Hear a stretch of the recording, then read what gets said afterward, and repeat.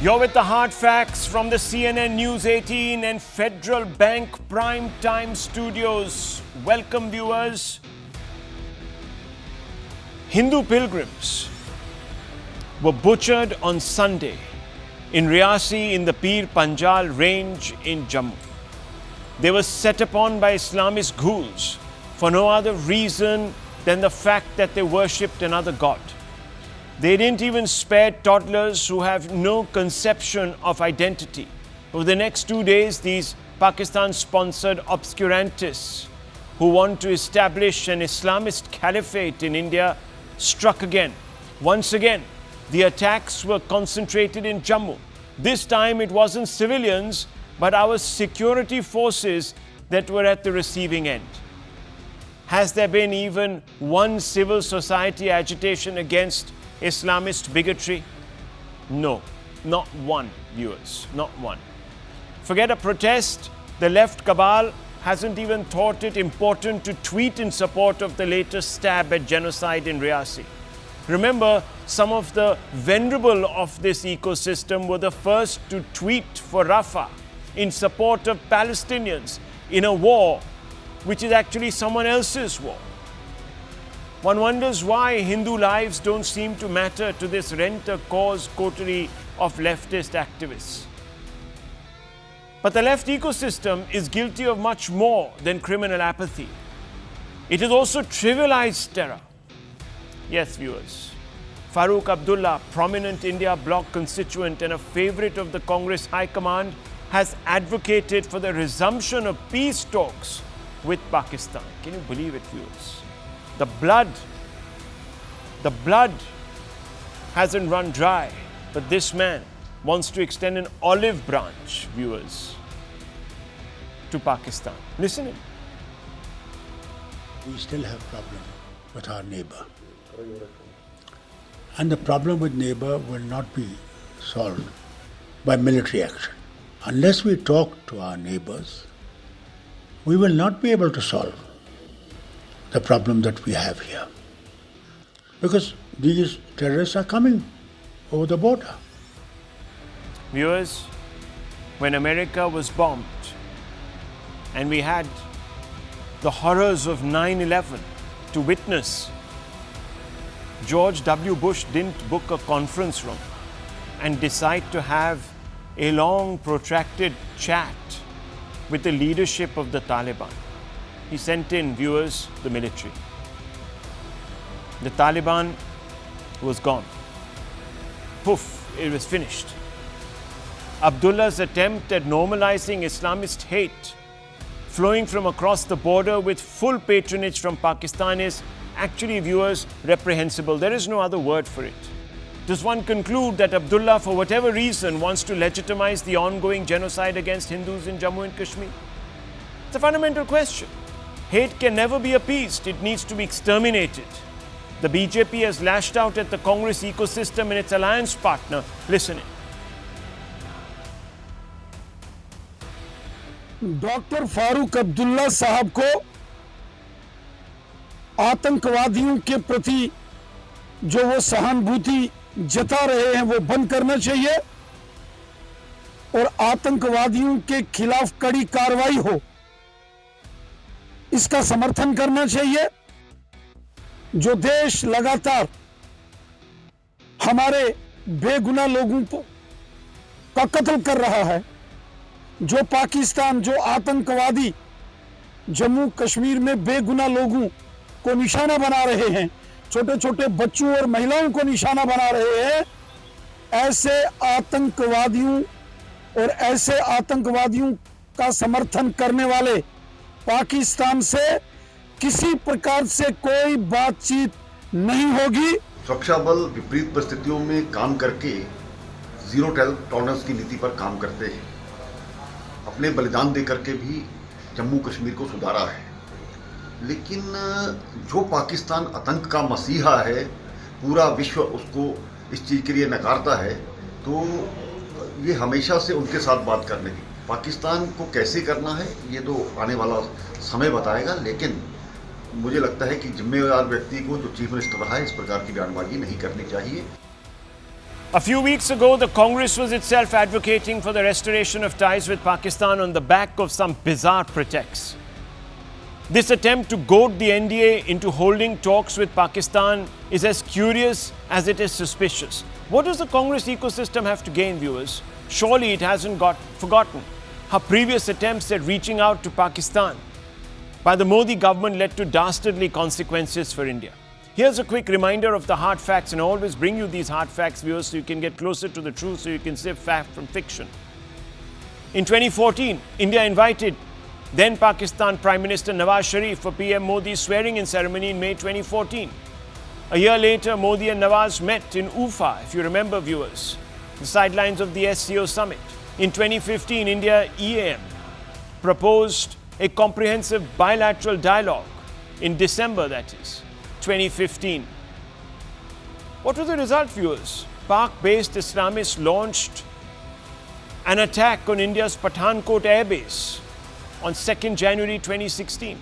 In September of that year, Pakistan-based Islamists attacked an Indian Army camp in Uri. Here is hard fact 2. In 2018, viewers, Prime Minister Modi again spoke and wrote to Imran Khan on 30th July 2018, extending felicitations on winning the elections. Modi also proposed the resumption of a meaningful and constructive dialogue. 2018, Pakistan wrote back in September and proposed a meeting, viewers, a meeting of foreign ministers at the United Nations. India immediately accepted. What was the result? Within hours of India's acceptance, Pakistan-based Islamists brutally killed 3 police personnel in Jammu and Kashmir. In February 14, 2019, Pakistan-based Jaish-e-Mohammed attacked a convoy of Indian security forces in Pulwama. You know what happened after that. The third hard fact, viewers, again, Prime Minister Modi receives a telephone call from Pakistan Prime Minister on the 26th of May 2019, congratulating Modi on his second term. Modi stresses on the need to create trust and an environment free of terrorism to foster cooperation for peace, progress, prosperity. We were open, viewers. What was the result? Pakistan announced unilateral measures, including downgrading of diplomatic relations, suspension of bilateral trade, and the review of bilateral arrangements, which included suspending all bus and train services between India and Pakistan. Before I open this out for debate, I would like to point out that the centre itself appears paralyzed, viewers. Apart from a few platitudes from the MEA, there hasn't been a word from the NDA heavyweights signalling to Pakistan that there will be consequences for these 3 days of unimaginable horror. Why is it so, viewers, that we are so paralyzed? Is it because we lack options? Are there no options? Or has, viewers, Pakistan decided that the red line that India drew through cross-border action is no longer maintainable? Let's open this up. Let's ask some honest questions, viewers, tonight. I want to first begin with Tehseen Poonawalla. Mr. Poonawalla, it's not just Farooq Abdullah. You know, as the elections were about to end or were in their last phases, some leaders from your party, the Congress, the larger India umbrella, they normalized Pakistan's bad behavior by once again floating the genie of bonhomie, talks, this, that, the other, as if India was the bad boy. India didn't have a reason to cut off diplomatic ties, or at least at some level freeze them. Why is this, sir? What is the Congress ecosystem hoping to gain from talks? Can you explain? Rahul, thank you for having me on the show. I don't understand. What is this? I mean, I have been now on this show for many years. What is this ecosystem business? 10 years, Prime Minister Modi has been Prime Minister. Another 5 years, he'll be Prime Minister. I don't think the ecosystem has any power to have talks or not have talks with Pakistan. The power that the ecosystem does have is to troll. They're trolling my friend Anand and Sushant and I for a podcast. His life is in danger. I want to put that out. But that's the maximum they have. What is the power that the ecosystem has? I mean, and even if they've somebody from them, I know you're talking about Manish Shankar Iyer, a retired old man, perhaps not even the most in the prime of his intellectual, critical thinking. If he has an opinion, how does that become the Congress or the India Alliance's thinking? It doesn't. And why should the Prime Minister follow it? The Prime Minister is very happily having track to diplomacy with Pakistan. You know it and I know it. They've had secret parallels, that is Ajit Doval and the Pakistan NSA in Bangkok and other places. India continues to have a hotline with Pakistan, maintains dialogue with Pakistan. That's why when a missile from India inadvertently landed in Pakistan, there was no reaction because we are in communication with Pakistan. And I'm not for or against it. I don't care about Pakistan. The question that should be asked, and rightly so, is that our fellow citizens, Hindus, are being targeted in Kashmir. The Prime Minister on 5th August 2019 promised you, Rahul Shivshankar, as the host of us, that removing 370 will change the situation. It hasn't changed. It's got worse. People were assassinated, massacred on the day the Prime Minister took oath. Today, the Prime Minister is in the oath-taking ceremony of, at one place, he's been at the oath ceremony of Chandrababu Naidu, and Indian citizens are being massacred in Kashmir, Jammu and Kashmir. That is the question, the failure of the government. Can I says step in what now? doesn't matter. No, one doesn't second. matter. Can I step in, if you don't mind? I just want to remind you that it's not just some retired old fogey, as you're sort of dismissing him. It was also Mr. Shashi Tharoor, who sat in Chandigarh. And said? Just before the phase that Punjab was going to vote in, and said that we must resolve our differences and resume trade with Pakistan. And when we come to power, we will open the gates at Wagah and Atari. That's what he said. And he's supposed to be chief of the External Affairs Cell, along with another couple of long in the tooth leaders from your party, to be honest, Mr. Tehseen Poonawalla. So there is an endorsement generally in the Congress party and beyond. No, hang on, because I haven't seen anyone from the India Alliance coming out and saying, no, this is not right. Let me answer this that. is again an old man shooting his mouth off. This is an important ally. So I'm just saying that there is obviously something that you're getting out of this, some benefit from pushing this. Is it electoral? Is it signaling to a vote bank? Is it appeasement? I understood your question. And remember, the Prime Minister has control over what happens in India. Fewer Kashmiri young people are picking up the gun and joining the Islamist terror groups. In fact, I understood your question. It's very long. In Jammu and in Kashmir, we've had civilians catching hold of terrorists and handing them over. So that's a sea change. There is no, after Friday prayers, people going around with catapults and throwing stones, etc. So let's get this straight. I just want to ask you, what is it that the Congress gains? What is it Mr. Tharoor's interest? Rahul, you can't have such a big lecture and not allow me to respond. I'm asking you spoke you a question. for more time than I did speak. Yeah, but your question was prefaced by a long lecture and you cannot allow it because the perception of Congress is involved in it. No. Then allow me to first answer the miswords that you put out. Allow me to answer that, then I'll answer your question. Because that's how perceptions are created. No.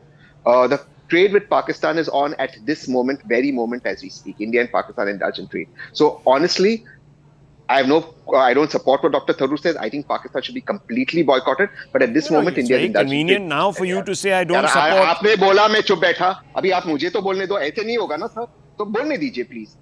What Dr. Tharoor said is exactly what the government of India is doing at this moment. At this moment, at 7:10, there is trade with Pakistan. It's not. Pakistan, you can choose to look the other way, and I can't argue with you. Trade with Pakistan is on. It may not be direct trade. Trade with Pakistan is on. There you go, viewers. Hold on. Let me tell you. Caveats coming in. Hold on. No, there are no caveats. There are certain steel companies whose owners are friends with the Prime Minister who are continuing to do business with Pakistan as of this moment. Let's set this aside. You know that. Now let's go to the second part. Hang on. I can't listen. I can't have a conversation. We can have a conversation if you allow me to speak. Now let's go to the larger issue out here. The larger issue out here is the government of India does not have a policy with regards to Pakistan. That, unfortunately, is the reality. I am grateful that the Kashmir seems to have normalized. People don't want to take weapons, and that's good. But there are killings happening. Our fellow citizens are being killed, and the government is caught let me like tell a you, deer in the headlights. we'll address that issue. But neatly, the blame is constantly parked at the door of the Prime Minister's office. Fair enough. He is in power. He needs to be asked questions. We'll ask those questions of our interlocutors here. But remember, viewers, no civil rights protests. The same cabal of people were tweeting for Rafah, not one for Riyasi. Why, viewers? Why? Is it because some of these people are paid influencers? It's about time we ask these questions very honestly. And it's not the BJP that is asking for resumption of trade and also, viewers, for talks with Pakistan. It's Congress leaders, one after the other, senior ones at that, active politicians who are winning elections. The question is why? And this whole business of indirect trade, this, that, the other, viewers, we export material, it lands up in Dubai. It's up to the Pakistanis. They want to pay an arm and a leg to buy expensive stuff. Good for us. Direct steel trade going One on. second. Why should we, viewers, say no? It's up to them. It's an international open market. It's just like oil, viewers. We dump it back. Europe buys Russian oil. America buys it too. Good for us. We can't stop people. Anyhow, let's open this up further. Let me bring in Sushant Sareen and Dr. Ranganathan and Sushil Pandit. Let me first begin with Sushant Sareen first. Sushant Sareen, I just want to ask you a very simple question tonight. What are the options? A, we have a bunch of people who are goading us into having a conversation if that's going to open solutions. And on the other side, we have someone paralyzed as of now. Fine. It's 2-day-old government, 3-day-old government, but still. So, Rahul, I think, there is this problem in India of conflating things. And that is what many of the people do, confuse keeping lines of communication open, trying to sort out some, issues which are of mutual interest, and not having a political dialogue. So a political dialogue is different from keeping lines of communication open. I'm all for keeping lines of communication open, even during the worst of times between, for example, the Soviet Union and the United States. Lines of communication were always open. So that is something which I don't think anybody should take umbrage to. Even during wars, lines of communication are open. To conflate that with a political dialogue is something I can't understand. Number one. Number two, when people like Dr. Abdullah talk about let's have a dialogue with Pakistan, what does he expect to come out of that dialogue? Number one, you've had plenty of dialogues over the last 70 years with the Pakistanis at various levels. Please tell me what has been the result of any single one of those dialogues. Even when the Pakistanis give you assurances like they did to Mr. Vajpayee in 2004, that we will not allow any territory under the control of Pakistan to be used for terrorism, those assurances were not worth the paper they were written on. So if you still want to talk to those guys, then I think there's something seriously wrong with the people who think that these talks are going to lead to some kind of a stable state solution. That's not going to happen. Number three, I think we have been remiss as far as the security situation is concerned, because there have been telltale signs over the last 3 or 4 years that the center of gravity of terrorism has moved from the Kashmir Valley to this area. We've had a number of incidents in which there have been casualties, and these incidents are very different from the kind of terror incidents which have taken place in the Kashmir Valley, which were isolated incidents in the sense some, loony carrying a pistol going and shooting an unarmed man in the back of his head and thinking he's, showing his meshismo. That is the level of cowardice most of these characters have. But the kind of attacks that have taken place in the Jammu region are of a qualitatively different nature. These are not these TRF kind of fellows, regardless of whatever label you put on them. These are probably Pakistani regulars or very well-trained characters, probably who've come from across the border, because the kind of ambushes that have been carried out are very different. Now that means if the center of gravity has shifted to this region, this was a region which was relatively or largely, I would say, peaceful for almost 20 years now. Right. And if you have seen an uptick, that should have sent alarm bells ringing, and the kind of military preparations that are being done now over the last couple of months should have been done about a couple of years back. Okay. Because you should have sensed what is happening. And just one last point, people like us have been expecting that something like this will happen. One, this is a challenge which is being thrown to the Modi government to check what its resolve is going to be now that they don't have the same mandate that they had in the last election. So if you have a coalition government, what are the kind of actions and what are the kind of responses you are going to show? This is a kind of a challenge which has been flung in the face of the Modi government 3.0. That's an interesting one. So and the last point, Rahul, is this. it's been our assumption, and that's not entirely wrong, that the Pakistanis are down and out. They are in a hole that they have dug for themselves on the economy, terrorism on the Western Front, etc. Right. That we've taken a position that to hell with these guys. Okay. They are trying to show to us that we are very much in the fray. Okay, Don't that you try to can't. take us- Fair we are enough. We're there. relevant. We're irritants. We're a thorn in your flesh. We're not going to disappear. Okay, let me bring in Dr. Ranganathan. Eyes on Rafah, not Riyasi. Dr. Ranganathan, for a large number of, as I said, renter cause types. But there has even been, I'm sorry to say, no Israeli-like determination to punish on display from our own government. Let's be honest. Good evening, Rahul, and good evening to my fellow panelists. I have a couple of things to say. I think the fact that Riyasi happened, and not just the instance of the terror act, but the fact that the terrorists climbed down the gorge and fired at the bus wreck again and killed more, killed 2-year-old T2 Sahani. What was his crime, other than the fact that he was Hindu?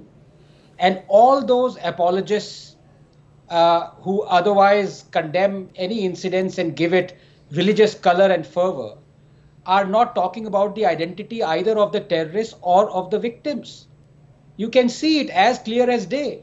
Whereas in any other act where the religious denomination that they favor, unfortunately, is the victim, they are the first ones to actually disclose the identity both of the victim and the perpetrator. So let us not entirely blame Pakistan.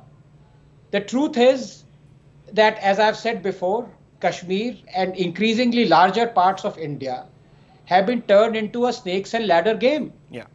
The ladders are provided by Pakistan, all right. Yes, indeed they are. But the snakes are Indians. And I say Indian, but I wonder if these people think of themselves as Indians, Rahul. Their first allegiance, to be honest, is to religion, second to Pakistan, third to China, and fourth to dynasty. Fact is that after the Modi government abrogated Article 370, these terror apologists have been itching to foment trouble, even asking China to intervene since the abrogation. There has been an 87% decline in stone pelting incidents, 80% decline in terror incidents from 2018 to 2023, 228 to 43 if I'm not wrong, 40% decline in youth joining terror organizations, but 48% increase in ceasefire violations by Pakistan. These guys are desperate. But none from other side are speaking out. They want to have a resumption of talks with Pakistan. Resumption of talks with Pakistan is akin to gifting them a sword and lowering your head. I'm surprised, and Tehseen is right there, because you gave the hard facts that we are still having tiny bit of imports and exports with Pakistan. It should be zero. Why are we still importing from Pakistan? Why are we still exporting to Pakistan? Pakistan knows only one thing. It's insignificant. It doesn't matter. Doctor, No, it's it doesn't matter. insignificant. I mean, it's really nothing even on paper. It's point some percent. It's anyhow. Yes. That's, Yes. As far as I'm concerned, it should be zero. But I just want to end by telling you that the fault is not of Pakistan. Pakistan is a terror state. What else do you expect it to do but foment terror and export it? Yeah. The problem is on our side. Why aren't we discussing this? Well, and we I'll tell won't. you. Let me quote Farooq Abdullah to end. Quote: they want to abolish 370 and we'll remain silent. Inshallah, we will fight. We dare them. Allah would want that we gain independence from India. This is Farooq Abdullah's statement verbatim. Well, Are you still going to blame Pakistan? Let me ask prominent Kashmiri activist Sushil Pandit, where is the Congress and Abdullah coming from? What do they hope to gain by once again resuming dialogue with Pakistan? Or is this all aimed at some upcoming election? Should we even have them, I wonder? Hello, Rahul. Thank you for having me on the show. Is this really a serious question? Isn't this been their track record? How does it surprise anyone? I remember even in the face of 2008 Mumbai attacks, Manishankar Iyer came out with this line, we must have uninterruptible and uninterrupted dialogue with Pakistan. I mean, it's a crying shame. Faces and names may change from time to time, but the line, the ideological line, the worldview is intact. Now, what Pakistan are we talking about? You were discussing about trade, you highlighted the diplomatic relations. We do not have each other's ambassadors or high commissioners in Pakistan and India. Is it because India broke off those relations? No. Pakistan broke them off. Why? Because it is committed to jihad against India in Kashmir. Pakistan broke off trade relations, not India. They refused to take even life-saving drugs from us. That is their commitment to jihad in Kashmir against India. It is not because India doesn't want to talk or India doesn't want to trade. It is because Pakistan doesn't want to have ambassadors in each other's country. Pakistan doesn't want trade. Pakistan doesn't want rail or bus, that we do not have any connections. Not because of India being a victim. We must introspect. This is Pakistan's commitment to jihad, and what is our commitment to dismantling Pakistani jihad in India? We do 2 strikes in 10 years. I mean, like it's worse than an antibiotic dose. What do you expect to happen? We are always hung up on jawabi karwai, muh tod jawab. Response to Pakistan. What kind of a response are you talking about? This is reaction. There is nothing proactive happening. The war is being fought on our land, at the cost of our lives, at the expense of our infrastructure, and at the choosing of Pakistan, the time, the place, and the manner. And we are merely responding. Yeah. Where is the consistency? And the same Farooq Abdullah, who was detained for a few months, not even 1 year, post 2019 August 5 change in Article 370, was released without any prosecution. There were grave charges leveled against him in Parliament by none other than the Prime Minister and the Home Minister. Yes. And not just that, on 24th of June 2021, all of them, the entire cabal, Mufti, Lone, Abdullahs, were invited to the Prime Minister's house for chai pakodi. There you go. To counsel us how to restore democracy. Why, viewers? In Kashmir. Why? That's the fundamental question. And I want to quickly bring in Dr. Ranganathan, who has been actually facing a lot of flack from that same Congress left ecosystem. Because if we ask for an Israel-like cross-border response, we are called bigots. Dr. Ranganathan, bigots. Can you believe it? No, but as Hitchens said, Rahul, one cannot be responsible for the stupidity of others. And if they are looking for provocation, they will find it any which way. So it is embarrassing and it is self-defeating and demeaning to actually adjust ourselves to what their demands are. Be that as it may, the fact of the matter is, as you said, and there are 5 among us, and 2 are the ones who actually, 2 among us are the ones who are Kashmiri Hindus who actually suffered. So I want to ask them, do you not want the Indian state to take back each and every Kashmiri Hindu who was a victim of genocide and be settled there in safe and secure settlements? Yes.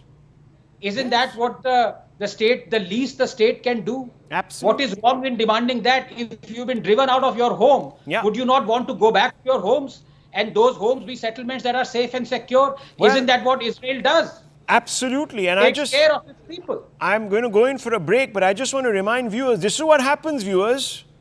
When you get swept up, put your own self-interest first and weaken a government that had the majority that could do things for you. Now you suffer, because that's what happens when you tie someone's hands behind the back and back the wrong players in the political system. Think about it, viewers.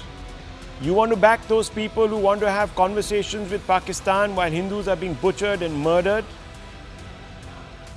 If that's what you want, you're getting it. I'll leave it at this, viewers. We come right back to a very, very important story. Don't go away.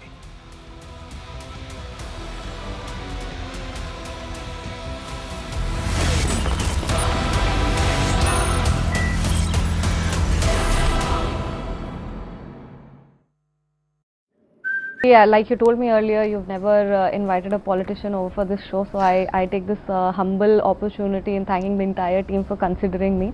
How I am celebrating this victory, honestly, everybody is asking me, how are you feeling? What is the feeling like now that you're finally a parliamentarian? And I only have one reply, that I still haven't found the time to consume the entire process properly. There's so much been going on, and I'm constantly meeting new people, connecting to new people. Although this part I'm thoroughly enjoying, but I still haven't found the time to have any kind of celebrations as of yet.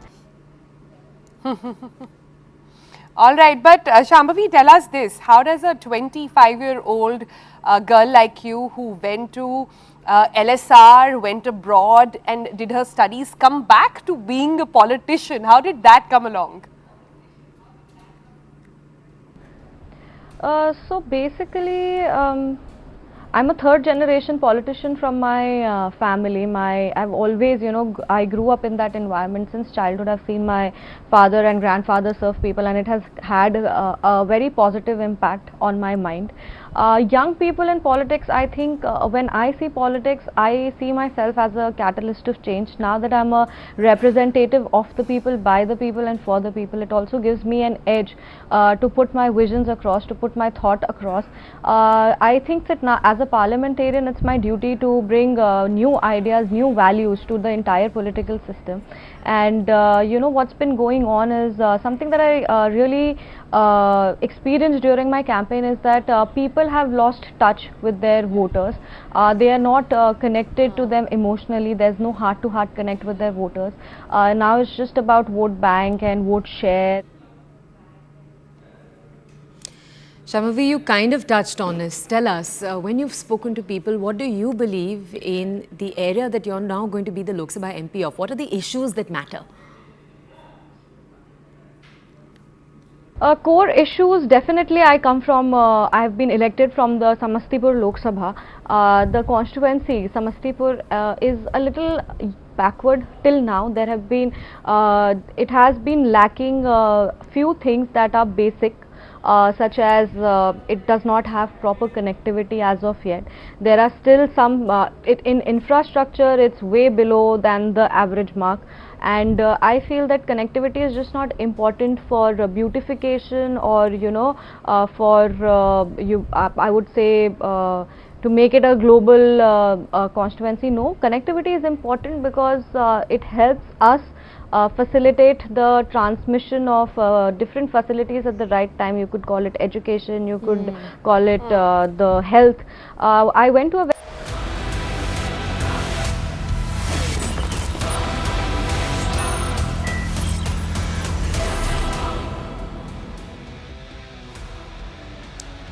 You're with the hard facts at the CNN News 18 Primetime Studios. The future of lakhs of students, viewers, hangs in the balance after the integrity of the just concluded NEET or NEET combined medical exam was called into question.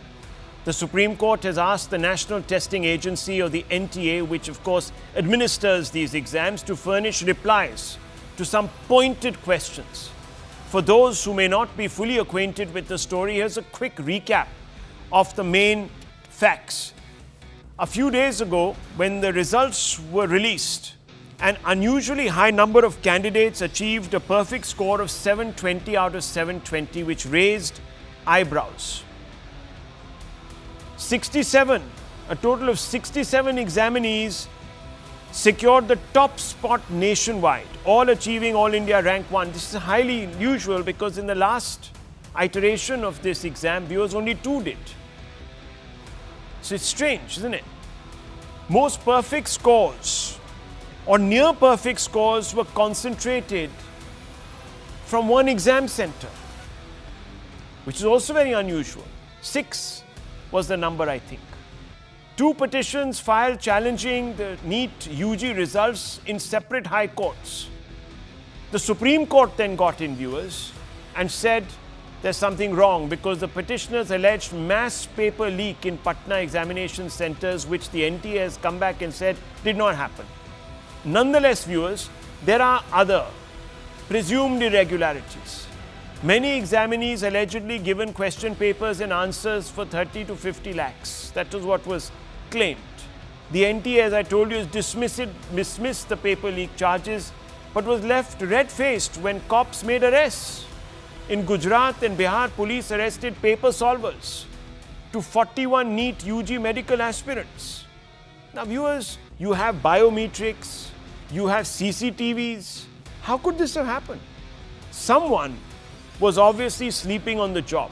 And it's very curious because 2 press releases were also put out. Let me tell you viewers, one press release was on the 5th of May, which said everything was okay. There was only one small problem in one exam center. But otherwise, the exam was a great success. We assure you, said the NTA.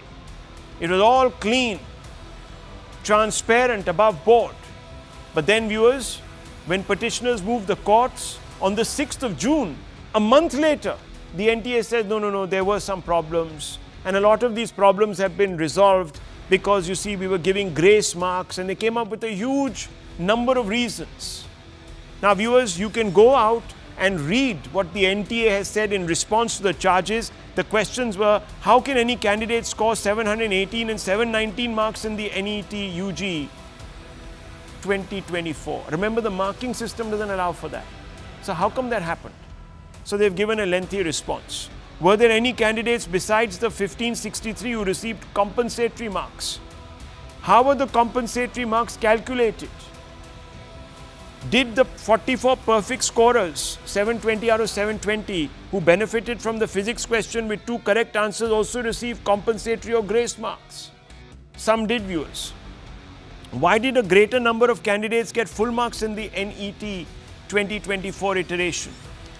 There were several other questions. Is it true that there has been a paper leak in Bihar or Gujarat? So viewers, some people are satisfied, others are not satisfied. The students specifically are on protest. In fact, in the union capital in this heat, because they believe, and there you can see their pictures, because they believe that the NEET result, the entire process has been compromised, it needs to be cancelled. CBI investigation into the charges of paper leak, which they are not accepting, did not happen, and mechanism for fair and transparent exam system. And viewers, it's not just this exam. There have been other exams at the national level which have had problems. As I told you, we must all stand up for our students. It's their future in the balance, viewers, and it became an electoral issue. And despite that, we have problems. And we have with us Alak Pandey, who's one of the petitioners. You're also called the physics wala. Alak Pandey ji, why do you have a problem with the NTA's response? The response is not transparent and it's very reactive in nature. So I think people like me or students should not be asking for response. Instead, we should be expecting that NTA gives clarification on themselves. So the problem is, for the past 5 years, there have been cases of time loss at different centers, students getting late answer sheets, getting Hindi students getting English answer sheets, and these incidents have been happening for last 5 years. You never gave grace marks in the last 5 years. Suddenly 1 year, you gave grace marks to a lot of students and you didn't tell anyone. You released the result and you are quiet. Then somehow we pointed out that there is an extraordinary score, there is an abnormal score of 719, 718. Why is it abnormal? Okay, why is it abnormal? So, NEET is an examination where you get +4 for a correct answer and -1 for a wrong answer. So, the maximum number you can score in the examination is 720. Let us say you leave up one question, you left one question. So, you left one question, you won't get 4 marks. So, you will get 716. If you do it wrong, then you lose 4 marks and then -1. So, it's 715. So, after 720, the next scores are 716, 715. You cannot get 718 and 719. When we discovered that number 719, 718, we started asking questions, we started making videos, we started tweeting them, we started mailing them, and the laid back mechanism, the laid back attitude of replying at least after 48 hours with a small tweet, a small press release. Okay, this year a lot of students face time loss at certain centers, so we are using the Honorable Apex Court decision and we are allotting grace marks because of time loss, and we are giving this 719, 718. Is still not telling that they have given grace marks to students who have gone to 720. Isn't this a kind of disparity? Then we have the list of top 100 students, and we see out of those 100 students, 6 students are from same exam center getting 720 out of 720. Then we start asking again, what is this? What is this? How can 6 students sitting at a same center sitting? They have not answered that. I have not got a specific response from the NTA on that. They have given. I'll put their part as well. So I'm there for the last 7 days doing this only. I'm doing nothing. So they have answered that we have given grace marks to 6 centers in 4 states. So I have question. If 6 centers, 4 states, why 720 from 1 center only if you have given grace marks? So they have told the average marks of students in this particular center of Haryana in Jhajjar is more than the another 5 centers. So we have given grace marks. First of all, students are unsure about the number 1563. Today they have declared the total number of students who got grace marks is 1563. Even if that is true, how can you pull off a student to 720? There was a student out of these 6 students who used to study from our app only. I monitored his scores throughout the year. He never used to get more than 660. His average score is 660. And that student has scored 720. Now there is another student whose average score is throughout the year is 660 and he remains at 660. Now the person who got grace marks is at AIR 1 and who didn't get grace mark is at AIR 21,000. Isn't this a violation of right to equality? I asked NTA and I asked it multiple times. Secondly, the paper leak case. There is a detailed FIR lodged in the Sashrinagar police station at Patna station. The cop name is Arun Kumar. I have studied it deeply, thoroughly. And if once you read that FIR, you will be convinced that there is a paper leak. But NTA says it categorically denies paper leak. It got all the answer question sheets back, it says. So at least wait for the judgment to happen. The matter is still in the Honorable High Court. And it's being listed tomorrow. Our PIL is in the Honorable Supreme Court. It's listed tomorrow. Listed tomorrow. So tomorrow is going to be a big day, viewers. Let me bring in Dr. Ranganathan before I bring back Mr. Pandey and also Mr. Poonawala. Dr. Ranganathan, how do you view this? No, this is a tragedy, twofold tragedy, because number one, as Mr. Pandey has very rightly said, you are playing with the future of our millions of students. In fact, 2.3 million if I'm not mistaken. Yes. And the excuse that the increase in the number of students who got perfect marks is because 3 lakh or 2.5 lakh more students participated this year. I'm sorry, this is a bit tenuous argument at the best of times. Having said that, when they say that the perfect marks of 60 or 70 odd students is because we gave grace marks, were they not giving grace marks before? And number two, it is highly suspicious as far as even I have gone through in bits and pieces the FIR that has been filed there. There is clearly misdemeanor there. But above and beyond that, and of course I agree with Mr. Pandey that there has to be a proper investigation. Previously, when such leaks have happened, CBI has investigated and has done a brilliant job, may I add. So it has to be done by CBI, no less. Let that happen. But on the other side, I also want to make a, if I may say, quote unquote, political point, because Ms. Priyanka Vadra has tweeted and raised this issue. It is another matter that the tweet of hers is regarding a student that has a very dubious past and people have already exposed what she was saying. Be that as it may, where is the tweet of the new education minister? This is the problem of perception. It's already been, I think, 1.5 days since the new minister has taken over. I think he continues. He should have come out and refuted. It should not be left only to the NTA.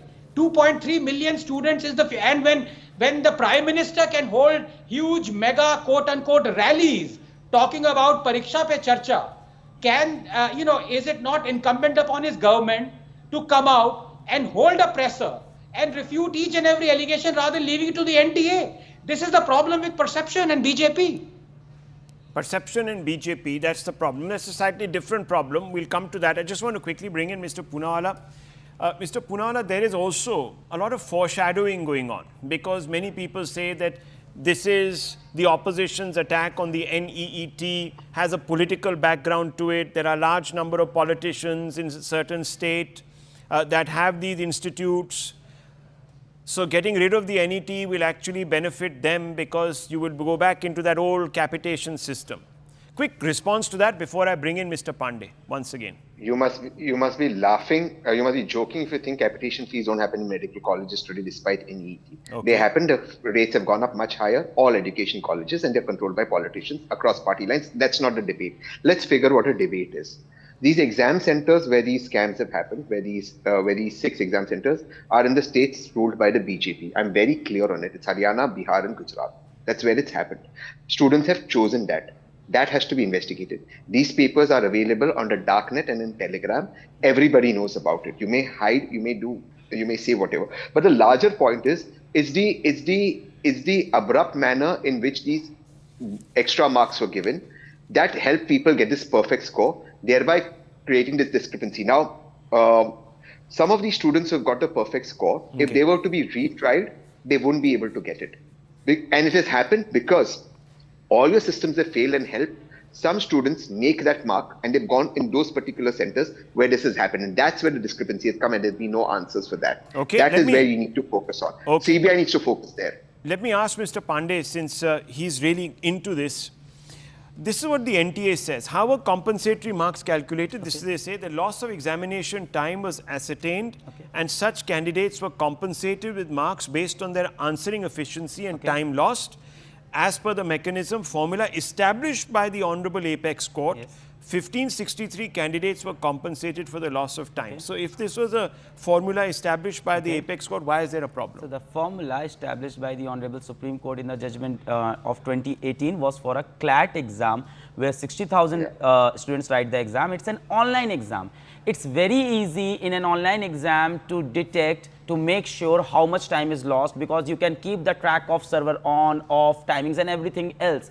In an offline exam where you have like 4,750 centers spread across India, how can you make sure how much time is lost at a particular center? And if you did, why did you release a press note on the evening of 5th May saying that leaving the center at Savai Madhopur in Rajasthan, in each of the centers except this center, the exam went peacefully and on time? Then you come back on 6 June and say, okay, some of the students have filed a complaint through High Court. They have writ petitioners have filed a complaint through High Court.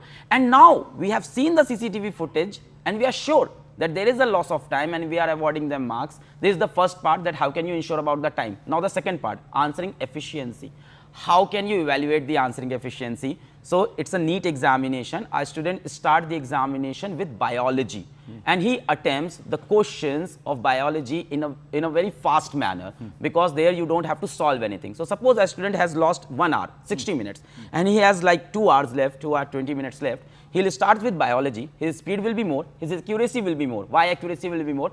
Consider yourself as aspirant. When you start an examination, you attempt those questions which you are sure of. Yes. So your accuracy is good, your speed is good. Now you are evaluating the remaining question paper which he couldn't attempt based on his best performance, not his practical performance. So awarding grace marks on basis of that is completely unfair, and I have proven that with data, and I am okay with all the government agency, with NTA or Honorable Supreme Court, to check that data and have a tech audit with my data, that 2 students studying on my app, one is getting 660 throughout the year, other is also getting 660 throughout the year. The first one actually gets 660 in the examination, another one with the help of the grace gets 720. So there's a practical explanation. And becomes AIR rank 1. And becomes AIR rank 1, and the other becomes AIR 21,000.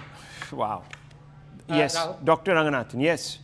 Just 2 small points. My good friend Tehseen, I don't want to make it political, but when he says all the irregularities were in BJP ruled states, this is a massive paper NEET mix-up irregularity in Telangana. I wonder if Telangana is ruled by BJP or by Congress. Okay, but also a slight disagreement with the founder of Physics Wala, whom I'm a big fan of, when he says biology questions don't need to be solved. I can give him 2 examples of NEET questions about the PCR, at the end of 23 cycles, the amount of DNA is 2 micrograms. After how many cycles is the amount of DNA 500 nanograms? That needs to be solved. Yeah, just a slight disagreement. That is okay, but that is an exception. Nah? If you solve physics question, you need more time. So let me ask you, why did a greater number of candidates get full marks in the NEET UG 2024? The response is number of candidates who appeared in 2023 was 20 lakhs, some number. The number of candidates who appeared in 24 increased by 3 lakhs, roughly there. Yeah. The increase in candidates naturally led to an increase in high scorers due to a large pool of candidates. Okay, so I'll give an example, and let's forget this 720 score. Much has been talked about 67 students, 720. I'll take the number 640 out of 720. 640 is a very decent score in NEET, and every NEET aspirant or a NEET teacher is proud of 640. So year 2021, at a score of 640, you used to get All India rank 6,000. Next year at 640, 7,000. Next year 10,000. Okay. Number of aspirants increased by what? 3 lakhs. Let us say 4 lakhs. From 20 lakhs to 24 lakhs. Increases 20%. So what would I expect? The rank would increase by 20%. Let us say 40%. Let us say 50%. So this 10,000 can become 20,000. Let us say 25,000, 30,000. It has become 40,000. And the number of aspirants have also increased from 22 to 23 by 3 lakhs again. It didn't happen then. It is happening now. When it happened in 22 to 23, the number of aspirants increased by 3 lakh. The rank increased from 7,000 to 10,000. This year is going to 40,000. So what they are saying, that all the new added students are phenomenal, are very hardworking, are getting good marks. So this is practically impossible. Theoretically, yes, you can say it's possible. Okay, practically impossible. Okay. But no, I think there is a possibility they all might be students of physics wala. Yeah, your students. 3 of our students got, and the 4th also got, but the 4th one is from the Judges Center. Right. Yes. Now, paper leak. Is there any truth to this? Because NTA says it is to be noted that none of the reports are backed with evidence that may indicate a paper leak. These cases seem to be related to cheating impersonation and not to paper leak. While the outcome of the investigation in aforesaid cases awaited, NTA has categorically denied any case of paper leak. That is a good statement to make, and that is very bureaucratic statement. Let's be practical. We all know that paper leak is very common in India. We know the names, we know the syndicates, we know by what name they are called, we know the process, we know the rate, and it's a formal setup. It's not informal, it's a formal setup. And let me be very clear, this is not political. This is not political at all. Sometimes they have connection with the political party in that state, sometimes they have political party in that state. So it's not political, it's a syndicate, which the government... Who's part of this syndicate usually? These are, the people are called setters somewhere in UP and Bihar. When you go to Bangalore, they are called consultant. They charge money from the parents and then they try to leak paper and they do all this. And this is not new. It has been happening in each and every paper. NTA said it categorically denies. Okay, you can deny, but there's an investigation going on. And that investigation should be taken on a super fast track by the Honorable Supreme Court, and that is my demand tomorrow. Arrests have actually happened in 2 states, Bihar and Jaipur. And Rajasthan. So it's happened in both states. Well, one second. I just want to finish off. I don't want to get into politics right now. I just want to finish off with Physics Wala ji. What is the demand now? What should happen? So the practical demands from here are the Honorable Supreme Court should set up an independent committee. NTA is setting up their own committee. We don't have trust on them. Students don't have trust on them. It could have been there if they would have been more empathetic. Okay, fine. So the Honorable Supreme Court sets up an independent committee, and that committee monitors the Patna paper leak case, the Gujarat paper leak case or whatsoever. At the same time, there should be a tech audit, a database audit of the NTA's data. And we should find the number of candidates who are actually benefited from grace marks. Okay, I trust NTA, they said 1563. But let us have the trust of millions of students as well. Let us do a tech audit and prove it the number is 1563. Then separate that student, whatever that number is, it is 10,000, is it 10,000, 15,000? Separate those students, conduct a re-NEET for those students only, and you can match the paper level with the paper level that came in the examination. That there is a provision for that in IIT JEE mains. NTA only conducts that examination, you can normalize and get rank for them. But if there is a paper leak, the precedent is 2015 AIPMT, similar examination, pre-medical test. If there is a paper leak, they have to do retest for the candidates who want to make it. Very quickly, why would the NTA, and this question goes out to Dr. Ranganathan also, why would the NTA, why would the NTA stake its reputation by putting out this half-baked, according to you, half-baked response? See, we all make mistakes in life, and it is okay to make mistakes. I respect that you conduct exams for 23 lakh kids across 4,750 centers. It's tough, I agree. But the best thing is if you make mistake, come and admit it. The problem is that. Dr. Ranganathan. Now, I think, to be honest, to be fair to NTA, look, it's been conducting IIT JEE exams, and they're not facing the same glitches. In fact, it is the world's, if I'm not mistaken, second toughest exam after some Chinese exam. And it goes off brilliantly, almost brilliantly every year. The fact is, and I say it again, the education minister must come out and say what needs to be said. Don't leave it to the NT and the bureaucrats, please. Well, viewers, we're awaiting a response. We've given you two stories today. We haven't got a response from the centre on either of these two. It's strange. It's rather strange, and it doesn't speak well, because the interests of millions of students, India's future, is at stake. I leave it at this, viewers. Thank you very much, Physics Walaji, and also Dr. Ranganathan. Thank you very much. We'll be back very quickly with The Right Stand.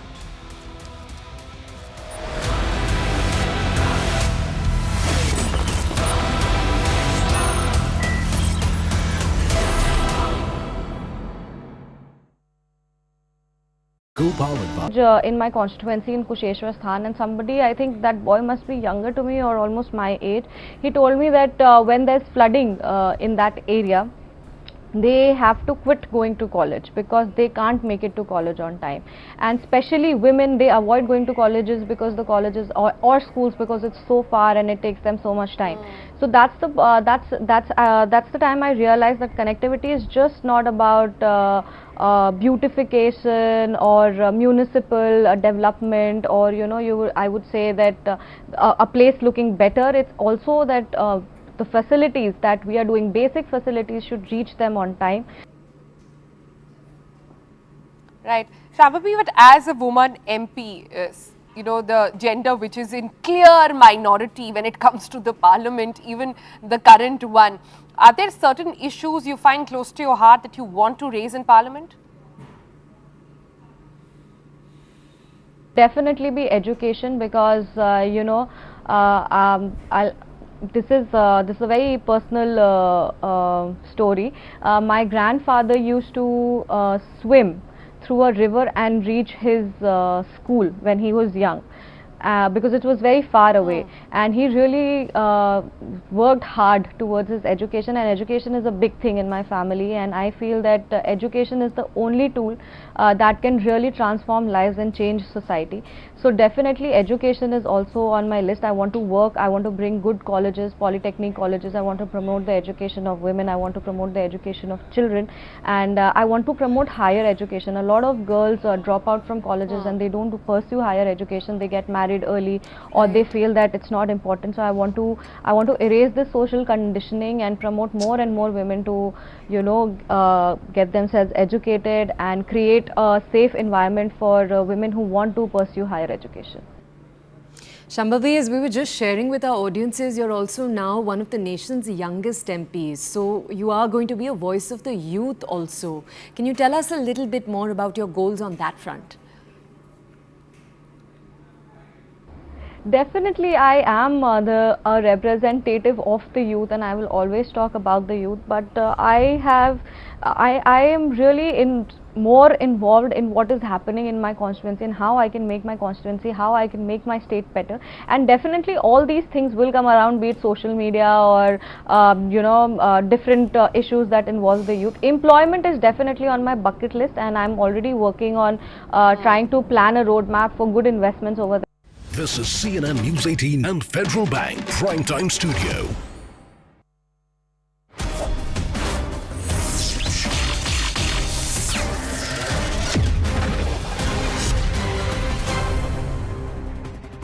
Namaste, Jai Hind, and welcome to this edition of The Right Stand. I'm Anand Narsimhan, coming to you live from the CNN News 18 Federal Bank Primetime Studios.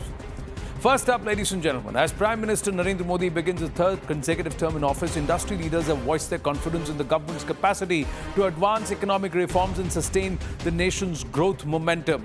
Experts are emphasizing that Bharat's economy is poised to become the world's third largest and Bharat is the world's best represented nation. Also, in the Times Higher Education Impact Rankings 2024. So even as there is investor confidence, there is also the fact that we are representing ourselves and our educational institutions better.